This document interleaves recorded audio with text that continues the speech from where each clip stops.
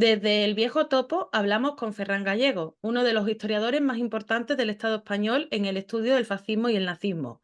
Doctor en Historia Contemporánea y profesor durante años en la Universidad Autónoma de Barcelona, Ferran Gallego es un autor de una obra fundamental y muy influyente como El Evangelio Fascista, un libro clave para entender la cultura política del fascismo y sus formas de movilización social.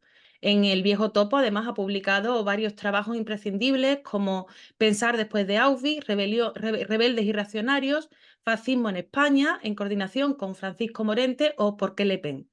Gallego es una referencia central para comprender no solo el fascismo histórico, sino también sus ecos contemporáneos, las continuidades ideológicas y culturales y las raíces profundas del mismo. Su trabajo permite ir más allá del cliché, del insulto fácil o del uso banal del término para analizar el fascismo como fenómeno político, social y cultural de largo recorrido. En esta conversación hablaremos de fascismo, de neofascismo, de derecha radical y de nuevas derechas, o de cómo convenga llamarlas, porque como ya sabemos hay un debate terminológico. Pero, al fin y al cabo, un fenómeno que atraviesa hoy tanto a Europa como a Estados Unidos e incluso a América Latina. ¿Qué permanece del fascismo clásico? ¿Qué muta? ¿Qué papel juegan las crisis, el resentimiento social, las élites o la cultura política? ¿Por qué la derecha autoritaria vuelve a ocupar el centro del escenario político? Conversamos con Ferran Gallego sobre la derecha presente.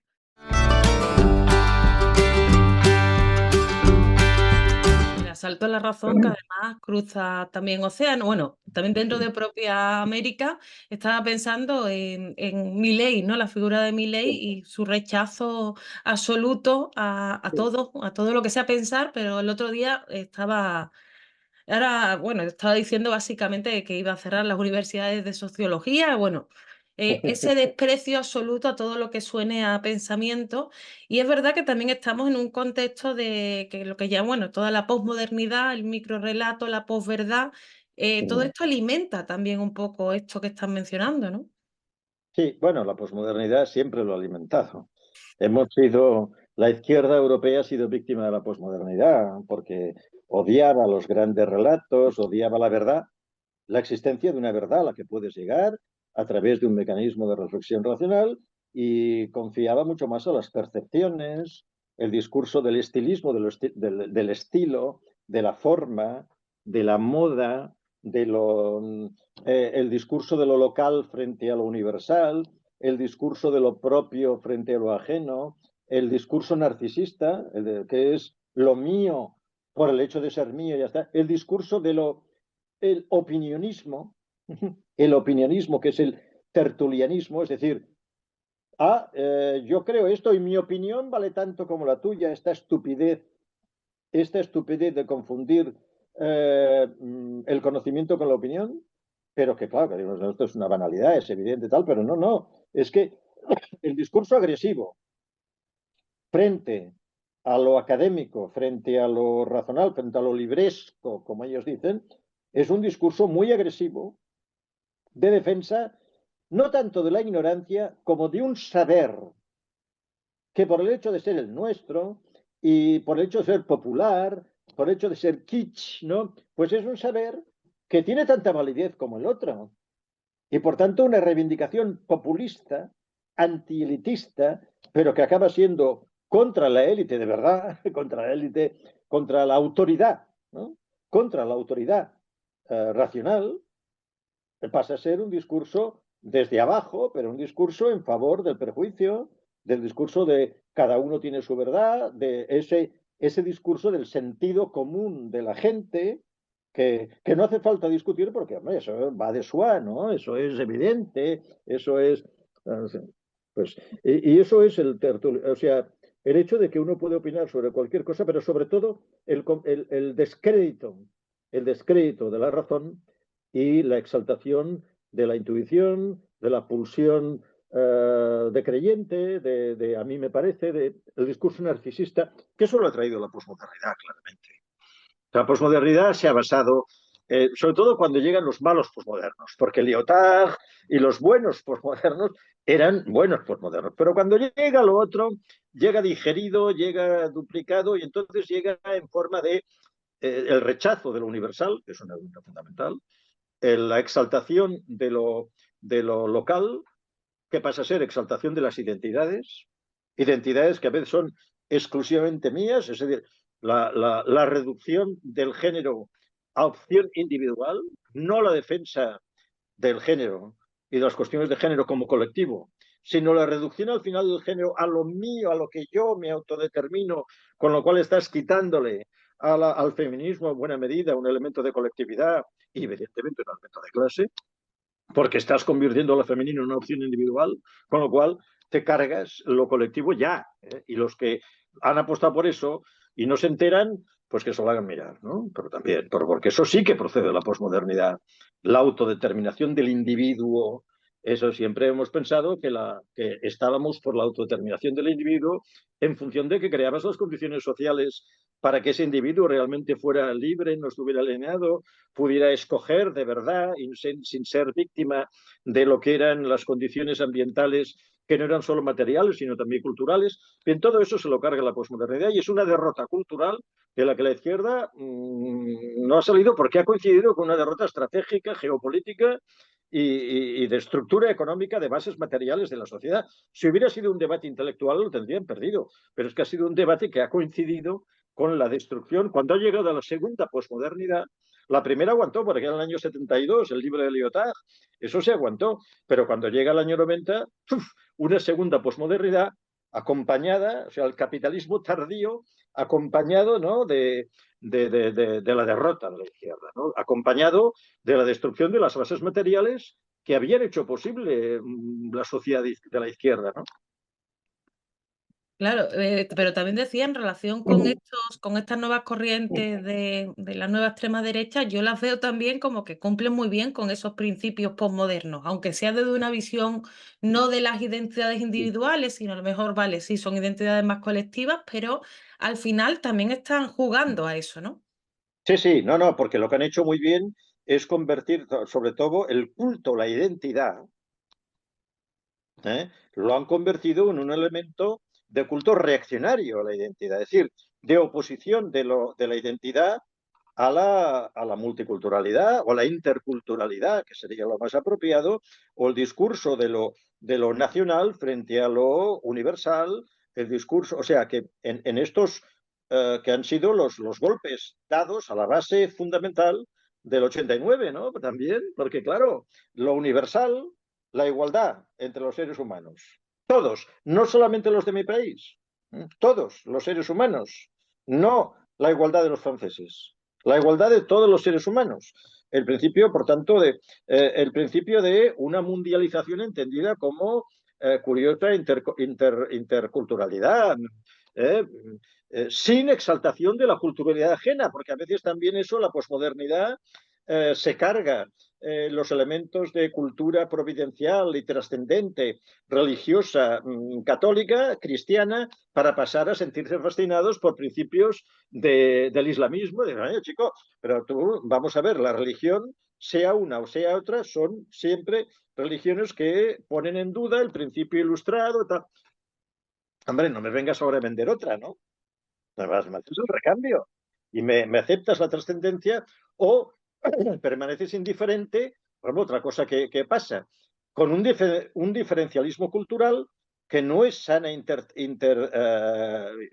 interculturalidad, sino que es callarte valores universales en favor de la especificidad cultural de alguien que niega valores universales. Hombre, no quieres agredir a la especificidad cultural de alguien cuya propia cultura lo que está haciendo es negar valores universales o negar valores de igualdad de género en función de que tú no puedes agredir a lo que es una identidad cultural. Ese respeto a las identidades culturales, al autodeterminismo cultural o individual, y entonces la multitud de elementos, eso de la corporeidad de la política, mi cuerpo, tal, las formas de la política, los elementos simbólicos de la política, los elementos de apariencia, en lugar de los elementos sustanciales que tengan que ver con la geopolítica, que tengan que ver con la explotación económica en primer lugar, que tengan que ver con bueno, ¿por qué estamos en una sociedad en la que se reclaman los derechos del consumidor fundamentalmente, pero donde ha dejado de haber lucha sindical en las empresas? ¿eh? Claro. Y siempre solo se lucha como consumidor de bienes sociales que no te los dejan disfrutar. Pero bueno, ¿y dónde está la lucha por el aumento del salario? Y bueno, lucha porque te aumenten el salario, lucha porque te bajen el alquiler, pero lucha porque te aumenten el salario también, ¿no? O sea, o dejas de luchar por el aumento del salario y solamente luchas porque te bajen el alquiler, ¿no? Como consumidor, no, lucha como productor. O es que igual ya no hay productores, no hay. O sea, esa pérdida de espacios sobre los cuales se ha construido y no sé sobre qué se pueden construir cosas que funcionen, ¿no? Como alternativas. Y entonces somos eso, el efecto de la sociedad posmoderna que ha pasado de desdeñar, o hemos pasado de desdeñar los problemas del individuo a creer que solamente los problemas existían como problemas de individuo, ¿no? Que no existían como problemas colectivos, ¿no? Y que el individuo tenía que actuar pues desde él mismo y su realización plena, esto mucho del 68 peor, mi realización, mi propia realización, no el principio de equidad social, de conquistas sociales, de nacionalización de la banca, ¿qué pasa? De principios de socialización. Ah, no, no, de esto no, no, vamos a lo que es mi realización personal, estos temas que entonces en esas batallas a la izquierda les es muy difícil luchar bien, porque los posmodernos siempre te van a ganar con elementos libertarios, a fin de cuentas, ¿no? Te van a ganar con lo libertario. Y bueno, entonces, yendo también ya para el cierre, Europa. Europa, ¿cuál es la situación en Europa y, bueno, y de estos movimientos? Porque es verdad que, volviendo al principio, esa dificultad de qué palabra se utiliza, porque no podemos utilizar fascista, no podemos, pero a veces es que no encontramos otra palabra para explicar determinadas cosas. Sí, sí. Eh, entonces, ¿qué es lo que En está cambio, los pasando? otros siempre encuentran la palabra comunista para definirlo todo, ¿eh? Pero bueno, Fíjate. definen como comunista a Pedro Sánchez, o sea, también lo hacen mal, Sí, ¿sabes? Que sí, no. siempre encuentran la palabra comunista, nunca, no, es que esto no es preciso porque hay que tener en cuenta. No, no, siempre. Pero Pero es que ahora fíjate, mismo es eso, definen como comunista a Pedro Sánchez y un señor con una esvástica en el brazo no es nazi. Entonces yo ya no, no. no, no, no. Sí, sí. O no es nazi, pero no es fascista, porque los nazis y los fascistas no son lo mismo, ¿no? Sí, pero fíjate, no sé, yo creo que en Europa también hay que ir a eso del largo aliento, ¿no? Nunca ha desaparecido esta extrema derecha que decimos, oh, aparece la extrema. Bueno, es que, a ver, algunos se han ido. ¿Mm? El problema es que esta extrema derecha, evidentemente, en el 45 se tienen que esconder, a veces huyendo de persecuciones, de prohibiciones, de tal, especialmente en Alemania. En Italia no tanto, porque rápidamente, aparte de tener una amnistía, tienen un partido que les funciona muy bien, pero más su idea nunca es, ya el fascismo, a partir del 45 sabe que no es hegemónico. Y entonces lo que es el fascismo después del fascismo, digámoslo así, el postfascismo, no es hegemónico y entonces tiene que adaptarse a un mundo que va a ser el mundo de la Guerra Fría. Y por tanto lo que va a poner en primer lugar son los elementos de anticomunismo, de patriotismo, de defensa del orden público, de defensa del orden moral también. Por ejemplo, en Italia, muy claramente, los neofascistas defienden el catolicismo, llegarán a votar contra la ley del divorcio, o sea, porque se prohíba el divorcio en Italia en 1970, ¿no? Junto con la democracia cristiana, votan ellos solos los neofascistas. Por tanto, muy poco laicos, ¿no? Pero contra la Guerra Fría, el discurso, la primacía del anticomunismo. Los jóvenes neofascistas que se manifiestan del Frente de la Juventud italiano, el Frente de la Juventud, se manifiestan con pancartas que pone el comunismo no pasará. Ya desde el principio. Claro, tienen el Partido Comunista que tienen en Italia, pero el tema es el comunismo no pasará. Incluso los más progres quieren liberar Europa del imperialismo yanqui y del imperialismo soviético, de los dos imperialismos, ¿no? Y crear la unidad europea frente a los dos imperialismos. Los neofascistas duros, radicales, se mueven contra los dos imperialismos. Pero en todo caso, Un poco de la eh, historia de Europa también, ¿no? sí, los neofascistas, ¿no? Los neofascistas de partidos electorales de masas, lo que hacen sobre todo es un discurso que se caracteriza básicamente por el tema de, digamos, el orden moral y por otro lado el orden del antisindicalismo, la gente de orden, el anticomunismo de Guerra Fría. ¿Qué tratan de hacer? Saben que no van a tener la hegemonía que tuvieron en los años 30. Entonces, por un lado, desplazan de su discurso los elementos que ellos consideran propios de los años 20 y 30, desplazan a los elementos, por ejemplo, del Estado totalitario, desplazan el tema de la violencia de masas. Es cierto que pueden utilizar la violencia en los años de plomo en Italia, pueden utilizar, pero como los puede utilizar también la extrema izquierda en otros momentos de tal, en Italia, pero desplazan el culto a la violencia, desplazan el tema de los uniformes, desplazan el tema... Y el tema, sobre todo, ellos desplazan el tema de decir que ellos consideran que el error que cometió el fascismo en Italia en los años 30 fue meter la dictadura.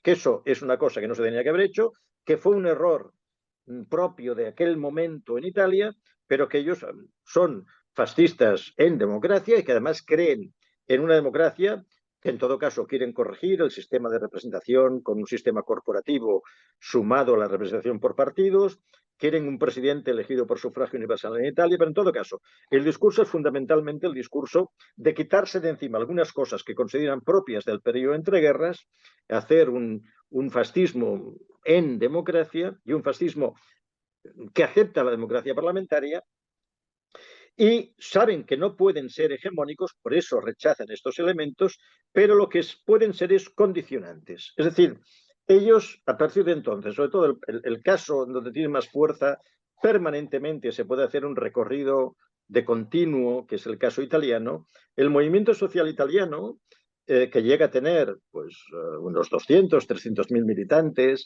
que tiene en su mejor momento un 8,7% de votos en el año 72, pero que tiene resultados electorales del 20% en el sur de Italia, en partido claramente fascista. Ellos no dicen neofascista, ellos dicen que son fascistas, ¿no?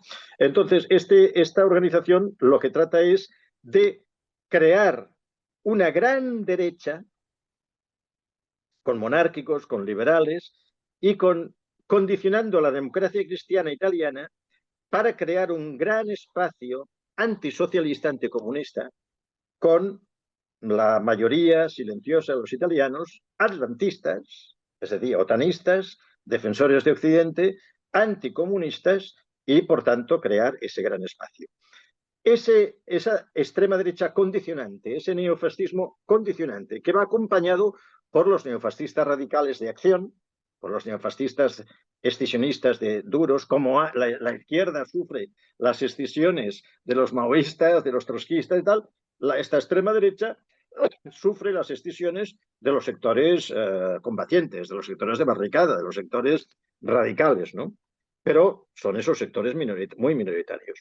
Pero ese neofascismo electoral, que en Alemania en los años 60 entra en todos los parlamentos alemanes, menos en el Parlamento de Hamburgo y el Parlamento Central, con un partido que ya se llama en los años 60 el NPD, es decir, Partido Nacional Demócrata, y que llega a tener pues, el 10% de votos en Baden-Württemberg, el 8% de votos en Baviera, en el año 66 al 69, y que en el 69 saca el 4,3 y como no saca el 5, se queda fuera y entonces ya se dispersa. Pero quiere decir que en esos años, luego en los 70 se funda el Frente Nacional Francés, lo que hay es una extrema derecha que juega la carta de condicionar a la derecha para obligar a la derecha a apartarse de una izquierda que ha ganado espacio como izquierda reformista, como izquierda de pacto social, como izquierda de estado de bienestar. Y como izquierda que también tiene unos valores asociados, porque claro, no son solo las conquistas de carácter social, sino la normalización en un sentido común de la izquierda, sentido común progresista, de valores que corresponden a valores de la izquierda republicana, digamos, ¿no? Y que son valores contra los que está tratando de luchar este sector también. Y quiere arrastrar a la derecha a que no pacte ya con eso, con esa izquierda, cosa que finalmente logrará, ¿no? Entonces, a partir de los años 90, tanto en Italia como en Italia se descompone el sistema y el MSI se convierte en uno de un partido que no está afectado por Tangentópolis, ¿no? No es un partido corrupto, porque nunca ha tocado poder. Con lo cual, el MSI se convierte en el partido limpio que cuando llegan las elecciones municipales de 1993, el MSI, llamándose MSI, con Fini, saca un 45% de votos en Roma. La mitad de los romanos votan a un neofascista para ser alcalde de Roma. En Nápoles, el 47% de los napolitanos, pero eso no es tan extraño en Nápoles, vota a Alessandra Mussolini para ser alcaldesa de Nápoles. Una Alessandra Mussolini que decía, no había ragione, es decir, el abuelo tenía razón, porque es la nieta de Mussolini. Pero Fini, que es la persona designada por Giorgio Almirante para dirigir el MSI, todavía llamándose MSI, Fini consigue que la mitad de los italianos le voten, o sea, la mitad de los romanos le voten. Es la salida de Berlusconi, que ofrece un populismo mucho más adaptado a la crisis de las instituciones, de la política, de los partidos, el que se coloca como alternativa a la Primera República Italiana, y los neofascistas se tienen que meter prácticamente en el partido de Berlusconi. Alianza Nacional queda subsumida en el partido de Berlusconi, y no será hasta 2013 cuando Meloni saca la Fratelli d'Italia, que ya veremos, ¿no?, cómo funciona. Pero a partir del año 90 en Italia ese derrumbe y en toda Europa la desaparición no solamente de la Unión Soviética, sino la desaparición de los partidos comunistas como elemento operativo, ¿no? En Francia tienen ya el 3%, el 4% de votos. En Italia el Partido Comunista como tal se ha disuelto y ha aparecido Refundación, que tiene una fuerza muy pequeña. La desaparición de la Unión Soviética, de ese conflicto, lo que hace es que el anticomunismo ha mantenido este sector con posibilidades de condicionar a la derecha, ahora puede con mucha más inventiva presentarse ya no como un partido anticomunista, que eso sí, también, siempre, más bien contra los valores de la izquierda, no anticomunista, sino contra los valores de la izquierda, y presentarse como un partido que está contra la mundialización, contra la globalización, no solamente en un sentido económico, esto lo explica muy bien Marine Le Pen, no solamente en un sentido económico, sino en un sentido de la mundialización como interculturalidad, como multiculturalidad, como pérdida de soberanía nacional y como pérdida de identidad nacional. Es un discurso, en Francia tienen el debate entre los que ven la inmigración como un tema económico de competencia con los franceses o los que ven la inmigración como un tema identitario. No vienen a competir por los puestos de trabajo, vienen a destruir nuestra cultura. Finalmente ganan estos segundos, los identitarios, ¿no?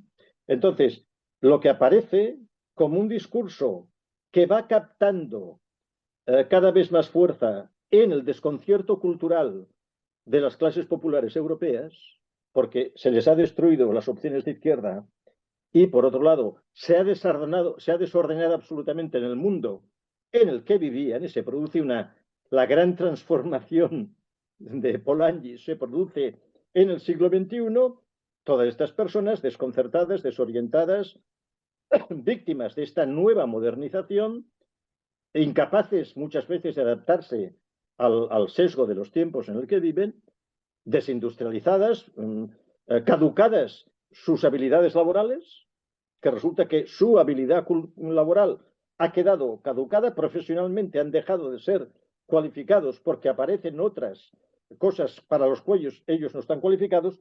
Lo que aparece, por tanto, es un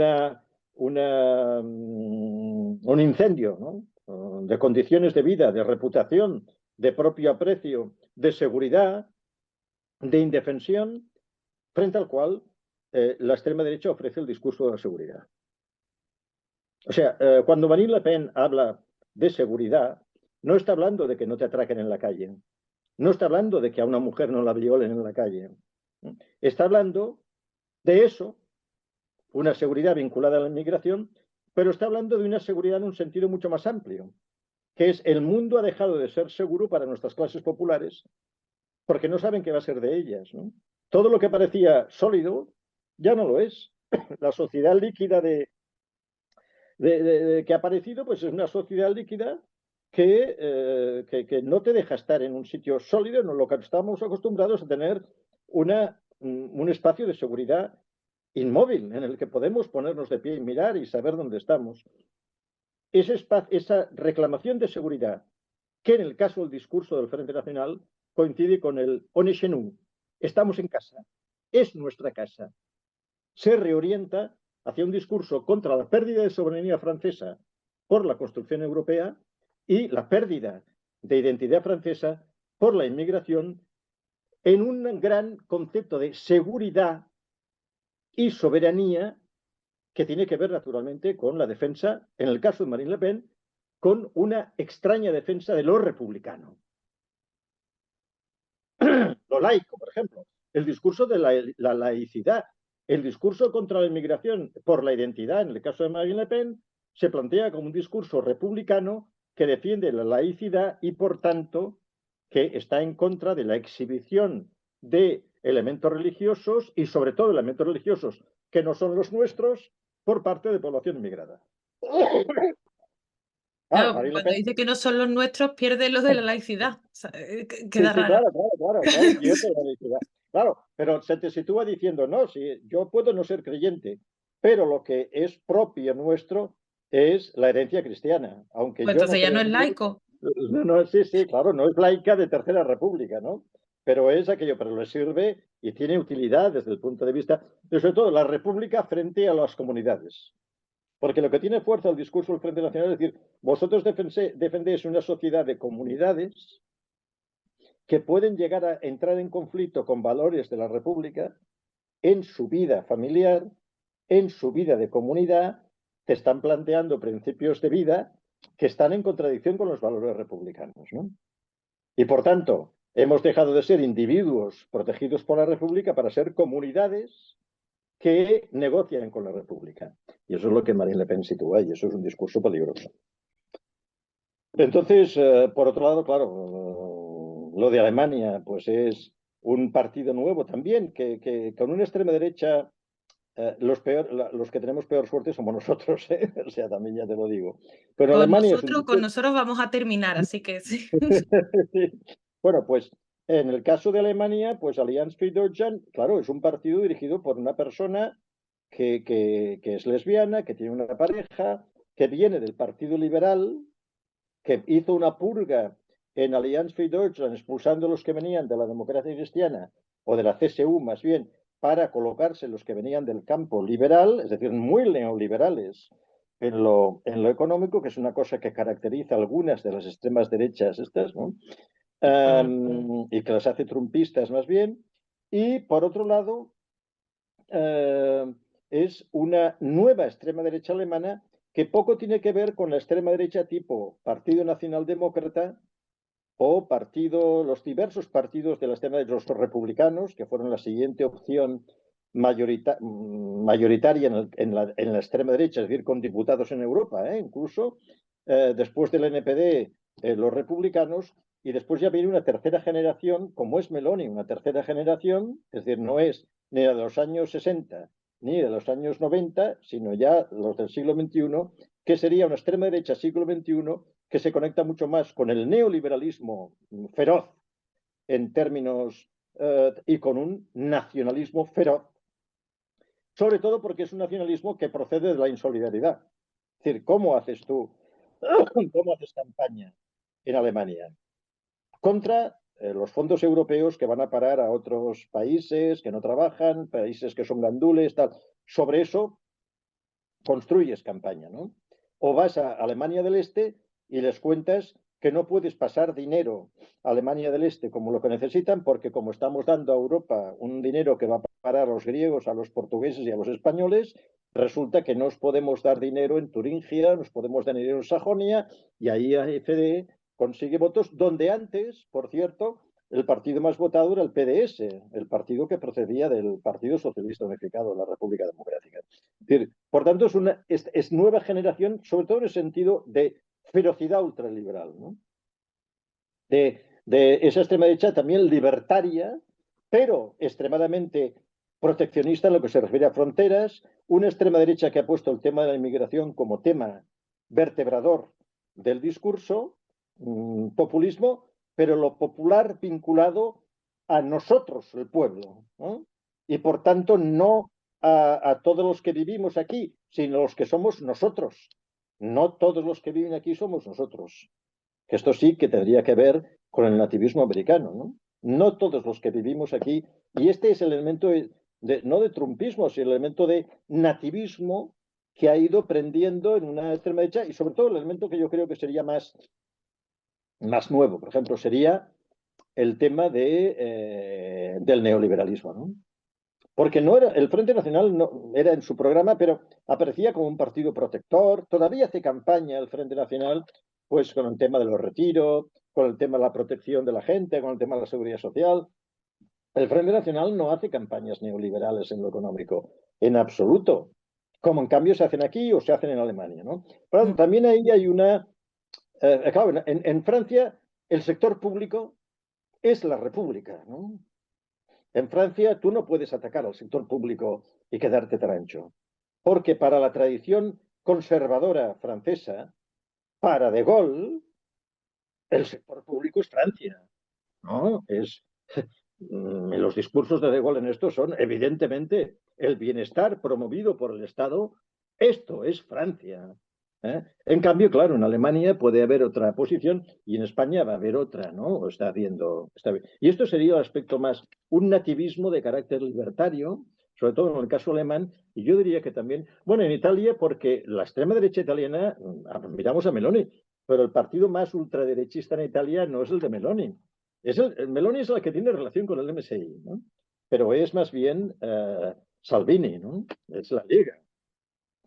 Pero además Meloni ha hecho una cosa que, a ver, que siempre había querido hacer. La continuidad de Meloni con el MSI es que Meloni está consiguiendo articular la gran derecha.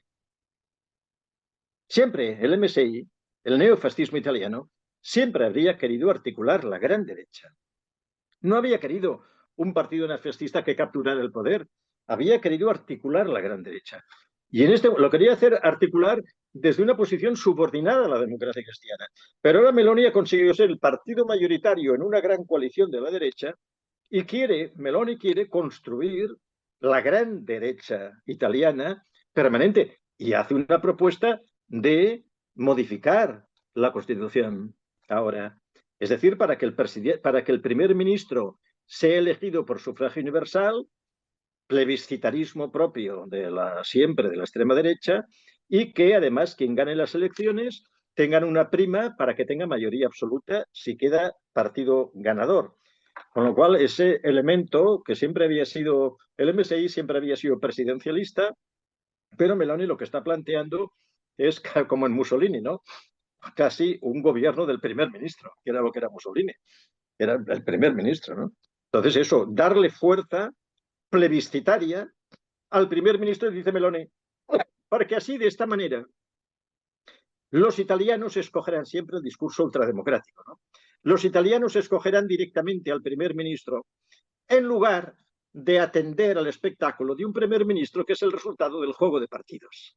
Ese discurso antipartido sí que es de la esencia de la Meloni, del MSI, ¿no? De la Meloni que a los 16 años era militante del Frente de la Juventud. Es el discurso de siempre el antipartidos, ¿no? El pueblo elige directamente ese discurso plebiscitario, ¿no? Y lo neoliberal, que es el elemento, también el elemento proamericano, pero bueno, ese elemento que ha resaltado la extrema derecha europea de ser tan proamericana, ¿no? Bueno, y que si El caso quieres, de Salvini no. El caso de Salvini, las relaciones, por ejemplo, con Rusia, ¿no? El tema de Salvini con el tema de Ucrania está muy claro. La propia extrema derecha francesa era mucho más putinista que la izquierda. Y eso ya también depende de lo que está ocurriendo en cada país. Y ya digo, el nuestro no es el que no somos muy afortunados en España. bueno, también es verdad que hay sectores que a lo mejor defienden a Rusia no tanto por haber hecho un análisis geopolítico profundo, sino por a lo mejor por afinidad con Rusia Unida, que quiero decir que a Ah, lo mejor sí, no llegan a sí, tanto. sí, Si, sí, si en sí. Rusia gobernara otro. Ah, no es un elemento geopolítico, ¿no? No es un elemento geopolítico. Puede estar ese elemento también de aquí qué pasa, ¿no? Pero hay un elemento, primero, que puede haber una cierta admiración, bueno, esos son los sectores más ilustrados, por la Rusia esta profunda, mística, la Rusia tal, pero luego hay un elemento de, bueno, que les gusta Putin, ¿no? No es lo de Rusia estratégicamente, que es todo lo contrario que podemos pensar tú y yo, ¿no? Que a pesar de lo que hay, pues desde el punto de vista geoestratégico, y en cambio ellos no, me importa poco lo geoestratégico, lo que me importa es que ese personaje es el que me pone, ¿no? Ese es el que tiene que ver con nosotros, es él. Y bueno, vamos en este panorama a analizar un poco el caso de España. ¿Qué te parece? Porque además España tiene elementos que yo creo que sí que son importantes por la propia historia porque a diferencia de otros sitios donde aunque después, como has dicho tú con Italia, o sea, después eso se reciclase, después se Sí, sí, organizase sí, muchas cosas, allí no estuvieron 40 años, o sea que sí, es sí. distinto. Sí, sí, claro, la diferencia nuestra es eso, evidente, lo que hay que partir siempre. Nosotros estamos a casi dos generaciones, ¿no? O sea, cuando para nosotros la actualidad del franquismo es evidente, ¿no? Es un elemento de actualidad porque generacionalmente, o sea, yo a mi edad, una persona a mi edad en Italia no ha vivido el fascismo italiano, ¿eh? Yo he vivido, tú no has vivido el franquismo por edad, pero tienes un diálogo con persona que ha vivido y se ha formado y con personas de tu entorno que se han formado en la lucha contra el franquismo o en la experiencia del franquismo. Y claro, a una persona en un país europeo le vienes a hablar de lo que pasó en los años 30, en 1940, y bueno, mis abuelos, no sé, ya no recuerdo yo. Es decir, esa distancia temporal es importante porque es una distancia de experiencia personal. Entonces nos parece mucho más próximo. A veces cuando de manera tú, en Europa la extrema derecha en conexión con el fascismo, pero no hemos quedado en la caducidad de la memoria. Entonces, claro, la memoria no es una cosa académica, es la persistencia en la vida de la gente, de la experiencia vivida familiarmente o personalmente, la experiencia vicaria o la experiencia vivida personalmente, en la cual pues es una experiencia viva, una memoria que está no como Dirección General de Memoria Histórica, ¿no? Sino experiencia viva, viva en la gente, recuerdo transmitido, comentado. Yo recuerdo que las manifestaciones de Barcelona de 1976, o sea, recuerdo comentado y por tanto la experiencia viva que está ahí presente. Cada vez menos, pero todavía, mientras mi generación todavía esté, hasta que, claro, imagínate dentro de 30 años que a alguien le hables de Franco, ¿no? Pues es lo que les pasa a los italianos cuando les hablan de Mussolini. Ay, ¿qué me cuentas? ¿Alguien montaría lo que se montó en Génova en 1960 en el Congreso del MSI luchando contra el fascismo? No, porque en aquel momento hacía 15 años. Imagínate si salieron, ¿no? Los tíos que habían combatido es que los partisanos estaban vivos, ¿eh?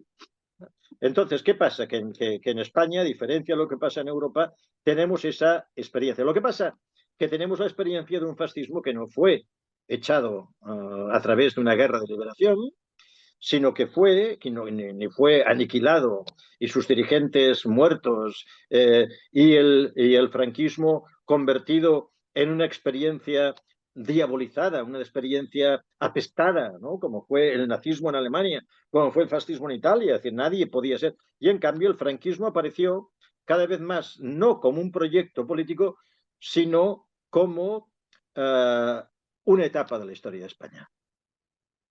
Que es cuando algo, ¿qué es lo que pasa con el fascismo italiano? Es decir, la gran batalla que ganan los fascistas en los años 80 en Italia es el momento en que el fascismo deja de ser un elemento, como dicen ellos siempre con ese lenguaje, un elemento discriminante, que los italianos siempre, un elemento discriminante, fascismo, antifascismo, que planteaba un elemento de discriminación en la vida política diaria de Italia para ser una parte de la historia de Italia, que era lo que los fascistas siempre habían pedido.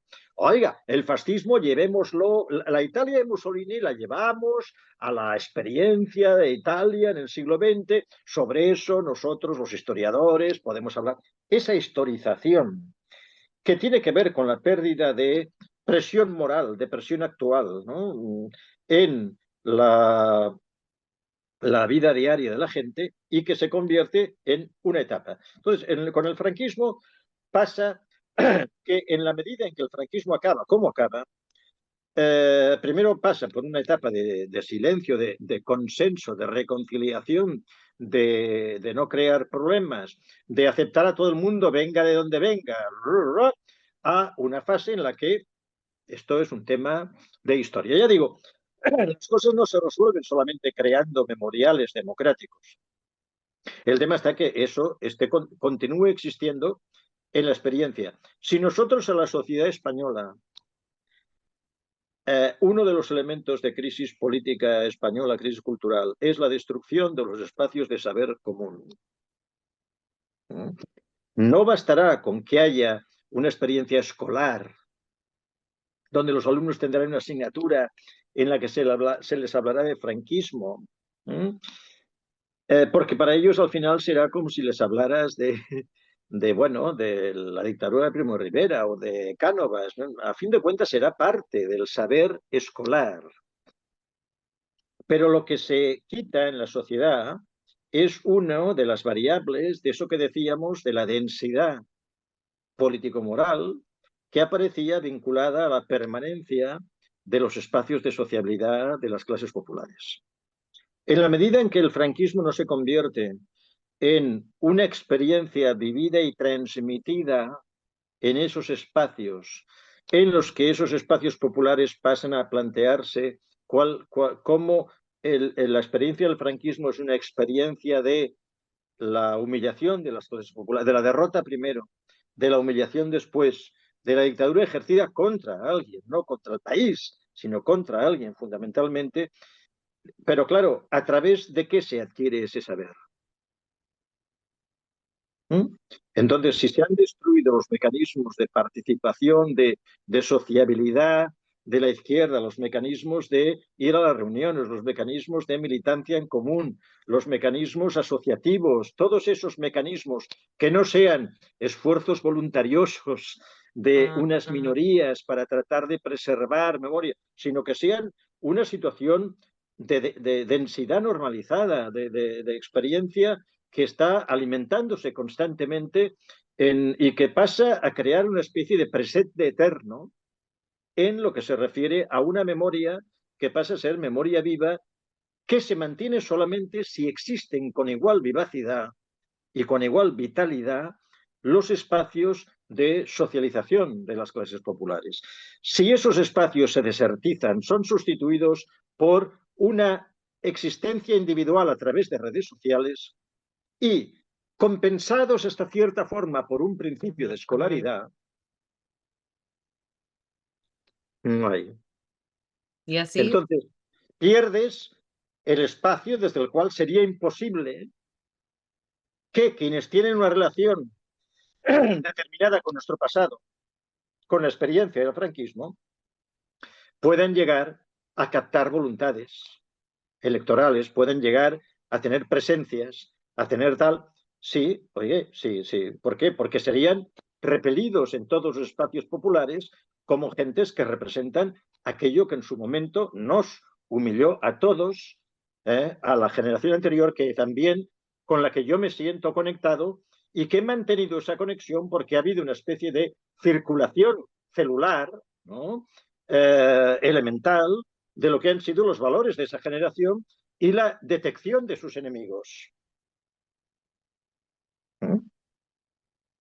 Por tanto, si no dispones de eso, te falla lo que fue también en Italia cuando el fascismo dejó de ser un elemento de actualidad, el antifascismo, y de operatividad política, y pasó a ser una etapa en la historia de Italia, se colocó a la derecha de procedencia fascista en el mismo nivel que los antiguos demócratas cristianos. En una opinión que yo no comparto, pero que tal. Entonces se situó fuera del ámbito del combate de civilización. De decir, no, perdone, estos son valores nuestros de civilización. Son valores del antifascismo. Por tanto, no son elementos que te ponen, es una opinión, no la comparto, no sé qué. No, no, no. Oiga, mire, es que esto ha costado sangre. Es que estos señores cuando pudieron exterminaron. Es que estos señores cuando pudieron nos mataron. Es que estos señores nos metieron tal, nos humillaron, en fin, separaron a madres de sus hijos. Bueno, por tanto, pero esto no se puede mantener porque hacen una película un día, porque hacen un debate, sino porque esto como se mantuviera como un sentido común vivo, ¿no? Esto, claro, en el momento en que desaparecen y por eso sirve el saber social mantenido y alimentado por instituciones de base, por formas de organización de base, cuya valor fundamental sería mantener la tensión para que no se te muera el paciente, tienes que mantener una tensión mínima, mantener la tensión intergeneracional. ¿Mm? Entonces tú no mantienes la tensión intergeneracional y pierdes saber, pierdes conocimiento. Y entonces, ante esa pérdida de conocimiento, vas a la arena pública en un espacio de enfrentamiento de posiciones políticas inocentes, ¿no? En principio, vírgenes, en las que tú discutes sobre propuestas actuales en lugar de discutir sobre proyectos y concepciones de la persona y concepciones del mundo distintas. Eso se ha perdido en el debate político. Se discute sobre programas, que está muy bien cuando se discute, pero no se discute sobre, oiga, usted representa un concepto del ser humano, de la sociedad, de la historia de Occidente, que no tiene nada que ver con lo que yo concibo como civilización. Vamos. Entonces ese debate no existe tampoco, no asistimos a ese tipo de debate. Es un debate más difícil, es un debate más exigente, es un debate más culto, ¿no? Pero ¿quién ha dicho que la cultura no se puede transmitir a las clases populares? Bueno, ¿Por qué damos por sentado que las clases populares solamente pueden ser educados en mensajes inmediatistas, actualistas, que no sean complejos? Hombre, eso es que tú no tienes capacidad pedagógica, es otra cosa, ¿no? Que tú no tienes, la política es pedagogía. Si tú no tienes capacidad pedagógica y no respetas tu propia tradición y una cultura de 150 años, pues es tu problema. Es que eres tú quien falla, porque no respetas tu identidad. En la época de las identidades, la única identidad que parece que se ha ido a la mierda es la identidad del socialismo, ¿no? Esta es la única identidad que se ha ido a la mierda, que nadie defiende, que nadie protege, ni los diputados ni los ministros de la izquierda defienden la identidad esta, ¿no? Discuten sobre cuestiones concretas, pero huyen como del demonio porque tienen miedo a perder el debate. Es que es acojonante. Tienen miedo a perder un debate sobre eso y que les digan, ¡ay, Stalin! Y no sé, tienen miedo a ese debate. Tienen miedo, porque la derrota del 90 no fue una derrota solamente geopolítica, una derrota de fuerza, porque ellos eran más fuertes y ya está. Fue una derrota cultural, fue una derrota que llevó incorporado hoy qué mal lo hemos hecho, ha sido fatal lo nuestro, fíjate lo que hicimos, hoy la Unión Soviética, fue una derrota digerida como error, como si nuestra historia fuera historia de un error permanente por el cual tenemos que dejar eso para ser no se sabe qué.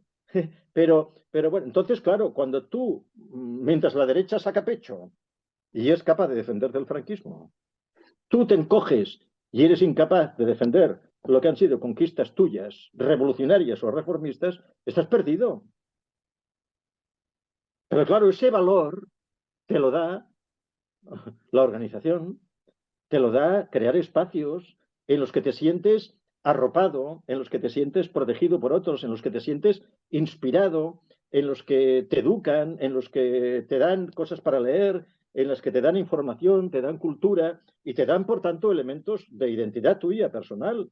Y reconocer los propios errores no es pensar que tú has sido un error. ¿Mm? Estamos en un contexto ahora mismo que además lo hemos hablado a nivel geopolítico, de crisis de Occidente en general, de Estados Unidos, pero también de Europa, del centro, Sí, lo que ha sido el centro imperialista en medio de ese mundo que se va desarrollando, el crecimiento de sí, China, de la emergencia de ese mundo multipolar. Eso también está creando otras condiciones. Por ejemplo, hay menos reparto del pastel, eso también se va sí, notando, sí. se nota en Estados Unidos, se nota en Europa. Y bueno, en medio de esta situación crítica, lo que vemos, como estaba mencionando, es a una derecha que cada vez saca más pecho, una derecha presente, o sea, que básicamente lo que recoge es una contrapartida de esa izquierda ausente que hemos hablado y de la que hablaba Sí, sí. Domenico Losurdo. Mi pregunta es, en medio de este contexto vamos a ver una derecha cada vez más presente y cada vez más radical. Bueno, una derecha que es todo lo radical que ya es, ¿no? Pero fíjate, yo creo que bueno, me gustaría ver lo que pase el día, pues que Marine Le Pen, en lugar de predicar, tiene que dar trigo. ¿No? El momento en que Marine Le Pen, fíjate tú como Meloni, Giorgia Meloni ha tenido que ir moderando el discurso que tenía en el 2013. ¿No? Yo he leído las memorias de Meloni, porque escribió rápidamente sus memorias. Io sono Giorgia, que porque ella en un debate, en un meeting, dijo, io sono Giorgia, madre italiana, no, io sono Giorgia. Bueno, pues sus memorias son interesantes, primero para ver el narcisismo del personaje. Esto es una cosa impresionante, ¿no? El narcisismo, no porque escriba unas memorias una persona de 30 años, sí, o de 35, sino porque bueno, cuando uno lee eso dice, oye, ¿tú te crees que eso le importa a alguien, lo que es tu vida tan privada? Pero fíjate cómo Meloni ha sido cada vez más europeísta, y menos nacionalista, ha sido muy italianista, pero ella está despegándose de una visión muy localista, de una visión menos atlantista, porque la MSI era poco atlantista, pero menos otanista, una derecha, una extrema derecha que como la de Salvini es muy poco atlantista, es mucho más identitaria italiana, es mucho más populista, y en cambio ella aparece como una derecha más que quiere meterse en el Partido Popular Europeo, vamos, que ella se sentiría más identificada con el Partido Conservador Británico que con determinadas posiciones de Marine Le Pen. O sea, eso. Entonces, yo creo que a mí me gustaría ver a ver qué pasa con Marine Le Pen enfrentándose a todas las contradicciones que serían, por ejemplo, aligerar el Estado francés, lo que le piden los empresarios, ¿no? Aligerar la carga fiscal sobre los sectores empresariales, aumentar la edad de jubilación, a lo que siempre se ha opuesto, porque yo la he visto feroz en ese tema, discutiendo en cada una de las elecciones en las que han discutido ella o los candidatos a diputado de su partido, y entonces tener que recoger toda la crisis francesa y tener que mantener todo lo que ha dicho para ganar votos en los sectores populares, mantenerlo como gobernante. O sea que a veces la prueba del poder también podría ser quitarle determinados elementos de prestigio que le puede dar hegemonizar la oposición a todo, ¿no? Y ser antisistema. Los antisistemas, cuando tienen que gobernar, a veces también se encuentran con severos problemas. Yo creo que no más radical, ya están diciendo cosas suficientemente gordas en la oposición como para, bueno, para saber quiénes han sido siempre, ¿no? A ver, yo creo que, además, en España, por ejemplo, hemos fracasado en lo que sería el cinturón sanitario, ¿no? En Alemania lo han puesto. SPD y CDU han puesto cinturón sanitario a Allianz für Deutschland, ¿no? Alternativa für Deutschland. En Francia también en buena medida lo pusieron, ¿no? En la segunda vuelta de las elecciones legislativas, pues bueno, yo no tengo muy claro que un macronista votara al diputado del PC, pero bueno, pero funcionó bastante. No tengo muy claro en Italia, pues está Cinque Stelle y está el Partido Democrático. Bueno, Italia, curiosamente, es el único país que no tiene partido socialista. De tener el Partido Comunista más potente de Europa a no tener ni Partido Socialista. Es una maravilla lo de la línea Oqueto, D'Alema, en fin, una maravilla. Pero en el caso español sí que se ha fracasado a la hora de crear un espacio de pérdida de oxígeno de ese sector, y lo que se ha conseguido es que el gran sueño de la extrema derecha, que no es ocupar todo el poder, sino liquidar las opciones de la derecha, liquidar la capacidad de elección de la derecha y obligarla a tirar hacia, porque este es el desafío, no la extrema derecha, sino qué va a hacer la derecha con la extrema derecha. Este es el desafío europeo. Bueno, es Este es que el si nos desafío europeo. fijamos en el partido, bueno, si nos fijamos en figuras representativas, yo creo que sería más trumpista a veces Ayuso que Abascal. O sea, que no Sí, sé sí, cómo muy sí, sí. claro.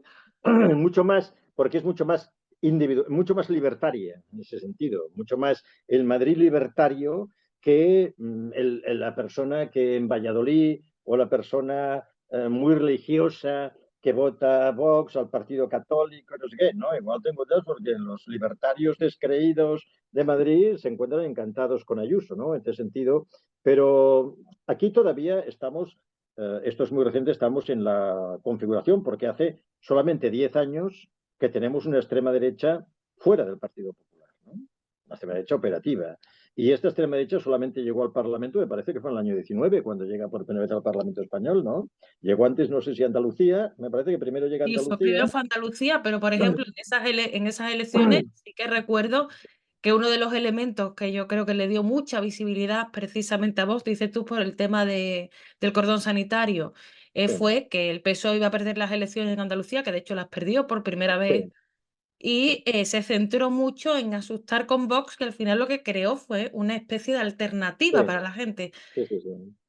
Es lo que Hay sigue haciendo. también una irresponsabilidad, por lo menos Sí, irresponsabilidad, o un electoralismo sin medir consecuencias, no sé. sí, sí, sí, porque bueno, vamos a ganar las elecciones creando miedo.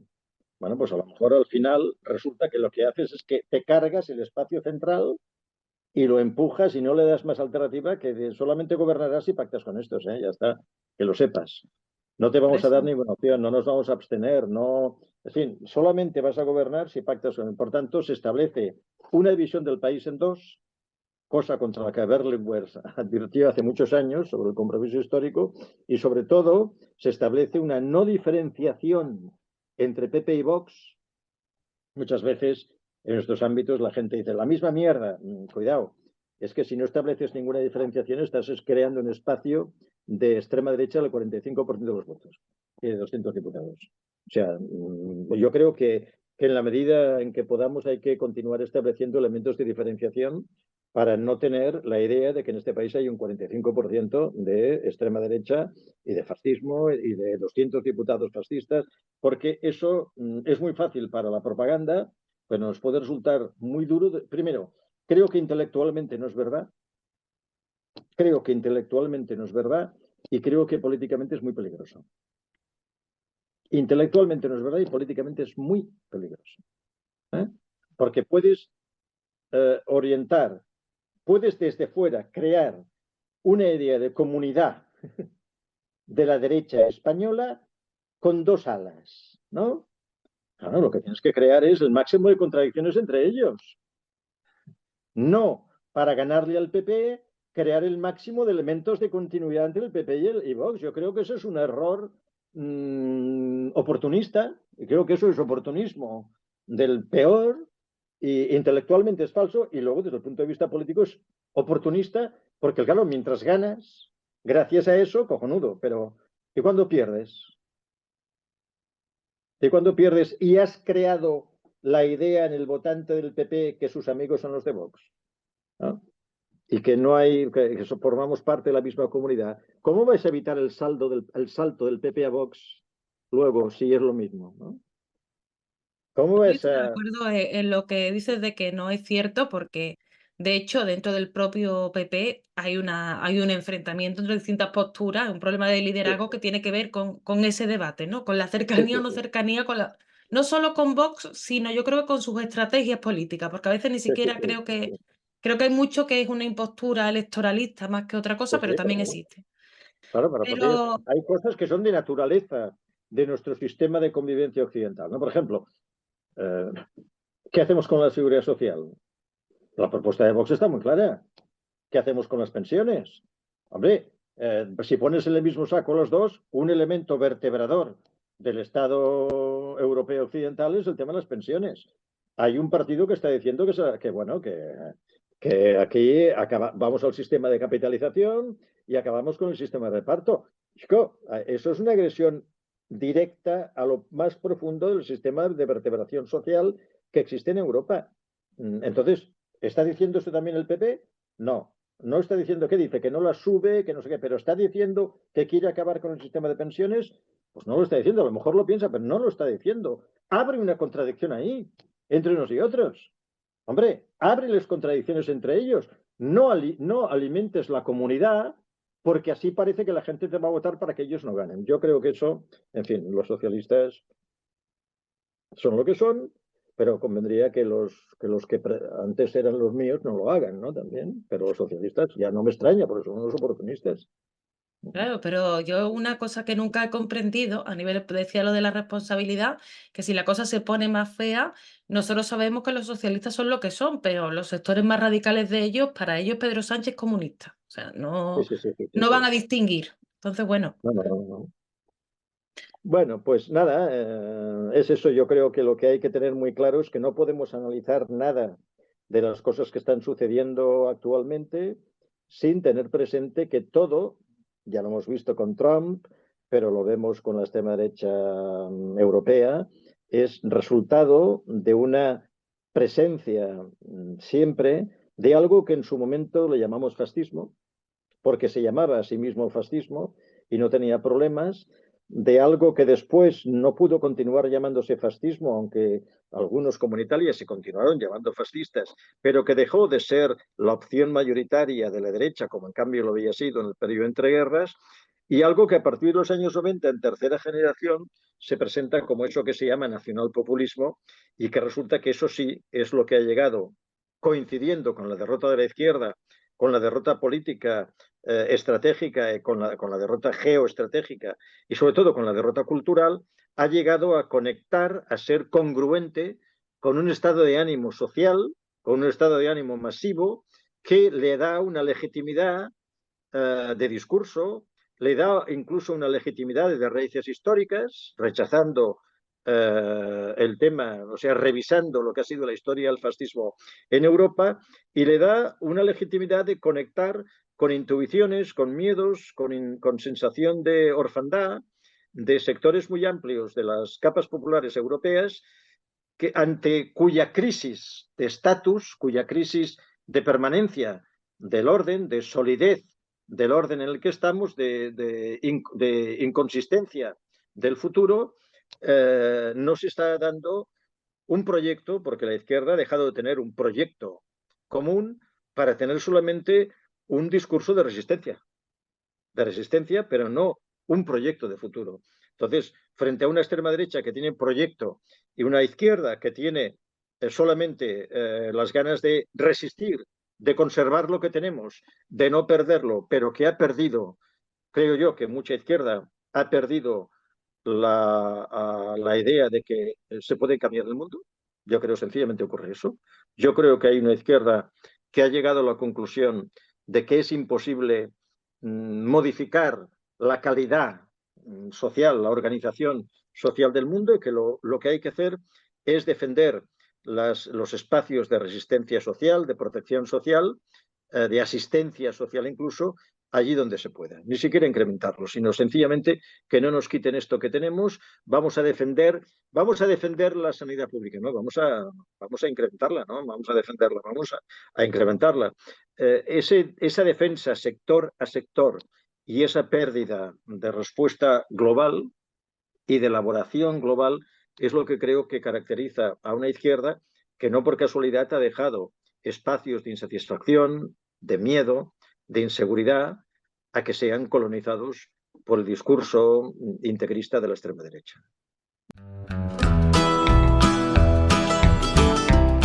Económicos. Por lo tanto, eso sería una continuidad que nos permite hablar de la actualidad del fascismo como referente, ¿no? Como un concepto que continúa siendo poderoso para definir cosas que no son el fascismo uniformado de los años 20, pero que algo tienen que ver con aquella etapa en la que la derecha europea fue capaz de ponerse encima de la mesa y decir no a la igualdad, decir no a la universalidad, sí a la jerarquía, sí a la libertad de mercado absoluta, sí a contra la inmigración, en fin, cuando la derecha, con un descaro que estamos ahora viendo cómo se hace un descaro cada vez más potente, es capaz de señalar que el gran consenso de la Ilustración y la Revolución Francesa nos lo cargamos. Lo hicieron en los años 30 con el fascismo, se hace ahora con lo que no deja de ser pues una forma adaptada a los tiempos de lo que en su momento, en un momento determinado, se llamó fascismo.